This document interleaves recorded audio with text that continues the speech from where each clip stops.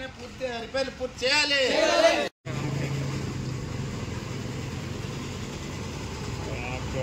33 గ్రామాలకు సాగునీరు అందించాలి.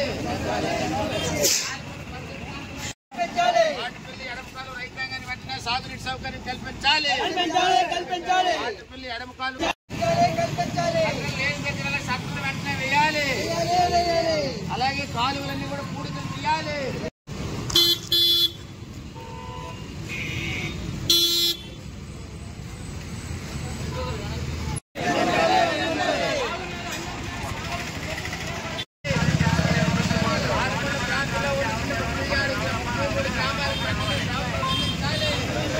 రైతాంగానికి వెంటనే ఆదుకోవాలి. ఆటుపల్లి ఎడమకాలు కింద 7th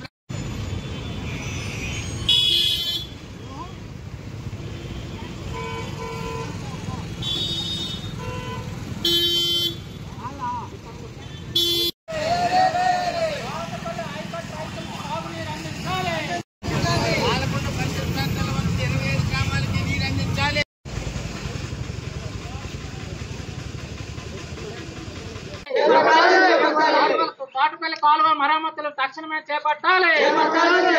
తోటపల్లి కాలువ మరమ్మతులు తక్షణమే చేపట్టాలి. తోటపల్లి కాలువ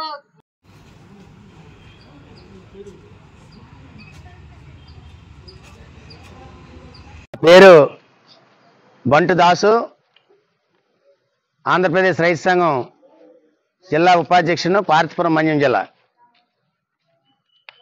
ఈరోజు సబ్ కలెక్టర్ ఆఫీస్ వద్ద తోటపల్లి ఎడమ కాలువ రైతాంగ సమస్యలపై ధర్నా కార్యక్రమానికి విచ్చేసినటువంటి పాత్రికేయ మిత్రులకు, అలాగే సీనియర్ నాయకులు, రైతు నాయకులు కంద ప్రసాదరావు గారికి, అలాగే వివిధ ప్రాంతాల నుండి వచ్చినటువంటి ప్రజాప్రతినిధులు, సర్పంచులు, ఎంపీటీసీలు, ఇతర పెద్దలు, మిగతా రైతాంగానికి ముందుగా ఆంధ్రప్రదేశ్ రైతు సంఘం తరఫున ధన్యవాదాలు తెలియజేస్తున్నాం.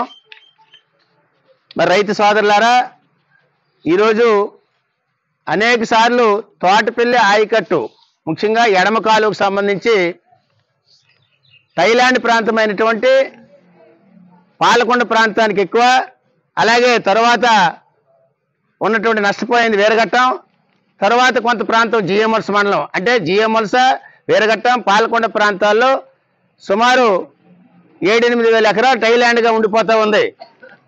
ఈ 7-8 వేల ఎకరాలు అనేక సంవత్సరాలుగా పంటలు పండక పోతూ ఉంది. అంటే రైతాంగం కూడా పెట్టుబడి పెట్టిన తర్వాత చేతికొచ్చే టైం అప్పుడు వరి చేనంతా కూడా చనిపోతూ ఉంది, పంటలన్నీ పోతూ ఉన్నాయి. ఆ రకంగా వ్యవసాయానికి ఖర్చు పెట్టినటువంటి ఖర్చులు పోతూ ఉన్నాయి, అలాగే పంట రావాల్సింది పోతూ ఉంది. ఈ రకంగా గత 15-20 ఏళ్ళుగా సుమారు ఈ రైతాంగం నష్టపోతూ ఉన్నారు.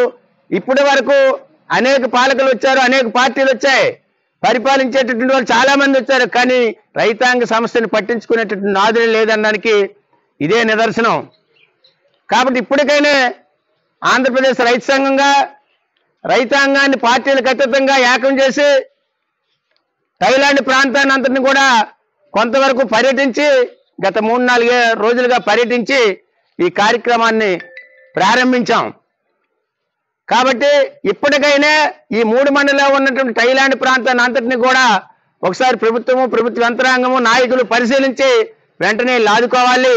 ఎందుకంటే ముఖ్యంగా ఈ 7-8 వేల ఎకరాల్లో సుమారు ఎకరాకి 30 బస్తాలు పండిన ఒక 60,000 రూపాయల ఆదాయం వస్తే 8,000 ఎకరాలంటే 8×6=48, అంటే సుమారు 500 కోట్ల రూపాయల ఆదాయం ఈ ప్రాంతానికి నష్టం జరుగుతూ ఉంది.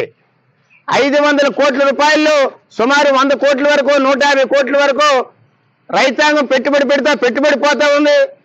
ఈ రావాల్సిన 400-500 కోట్ల రూపాయల ఆదాయం పోతా ఉంది. మరి రైతాంగం ఏ రకంగా బ్రతుకుతారని నేను అడుగుతా ఉన్నాను. ఎందుకంటే ఈ తోటపల్లి ఎడవ కాలువలో ఉన్నటువంటి ప్రాంతానికి చూసుకున్నట్టు ఏ రకమైన ఇండస్ట్రీలు లేవు, చిన్న పరిశ్రమ కానీ పెద్ద పరిశ్రమ కానీ లేదు. రైతాంగము ఓన్లీ వ్యవసాయం మీద ఆధారపడాలి తప్ప వేరే గత్యంతరం లేదు. ఇప్పటికే చాలా మంది పెద్ద రైతులంతమంది కూడా కౌలు రైతులకు ఇచ్చేసి వాళ్ళంతమంది కూడా వేరే ప్రాంతాలకు బ్రతుకు తెరువు కోసం వెళ్ళిపోతూ ఉన్నారు. అటు కౌలు రైతులు కూడా సరైనటువంటి ఆదాయం రాక, పంటలు పండక, నీరందక వాళ్ళు కూడా వలస వెళ్ళిపోతా ఉన్నారు. ఈ రకంగా రైతాంగాన్ని భూమి నుంచి దూరం చేసే ప్రయత్నము యంత్రాంగము ఇక్కడ పరిపాలకులు చేస్తారని చెప్పేసి మేము రైతు సంఘంగా చెప్తా ఉన్నాం.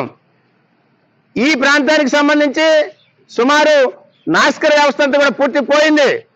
15 మంది నాస్కర్లు ఉండాలి, 2 నాస్కర్లు ఉన్నారు. ఆ 2 నాస్కర్లు కూడా అధికారులకు టీలు తేడానికి, కాఫీలు తేడానికి, ఆల్తాలకు సేవలు చేయడానికి వాళ్ళు ఉన్నారు. కాబట్టి నాస్కర్ వ్యవస్థ ఎప్పుడు లేదు. మొత్తం ఈ 12 సుమారు 20 డిస్ట్రిబ్యూటర్లు ఉన్నాయి. ఈ 20 డిస్ట్రిబ్యూటర్లు ఏ కాలువ దగ్గర తలుపులు లేవు, షట్టర్లు లేవు, రిపేర్లు చేయడం లేదు, ఏ నీరు ఎటు వెళ్ళిపోతుందో తెలియదు. మేము పరిశీలించేటప్పుడు అనేక గ్రామాల్లో చెప్పేటటువంటిది ఏంటంటే, ప్రతిసారి కూడా ఈ నీటి కోసం ఆటోలు పెట్టుకొని ఒక్కొక్క తూము దగ్గరికి వెళ్ళి రాత్రి పగలు పడుకొని మేమేదో నీరు కట్టుకోవాల్సిన పరిస్థితి ఏర్పడింది. మేము ఇక్కడ కడతా ఉంటే పైన వాడు తీసేయడం, లేకపోతే ఇంకోటి తీసేయడం, ఈ రకంగా అస్తవ్యస్తంగా ఉందని చెప్పేసి కూడా రైతాంగం తెలియజేయడం జరిగింది. కాబట్టి ఇప్పటికైనా మేము సబ్ కలెక్టర్ గారికి వినతి పత్రం ఇస్తా ఉన్నాం, ప్రభుత్వానికి కూడా తెలియజేస్తా ఉన్నాం. వెంటనే సాగునీటి సౌకర్యానికి సంబంధించిన రిపేర్లన్నీ కూడా పూర్తి చేయాలి, దానికి సంబంధించిన గ్రాంట్ని కూడా విడుదల చేయాలని చెప్పేసి ఇటు అధికారులు కానీ అటు ప్రజాప్రతినిధులు కానీ చొరవ తీసుకోవాలని చెప్పేసి కూడా మేము రైతు సంఘంగా తెలియజేస్తా ఉన్నాం.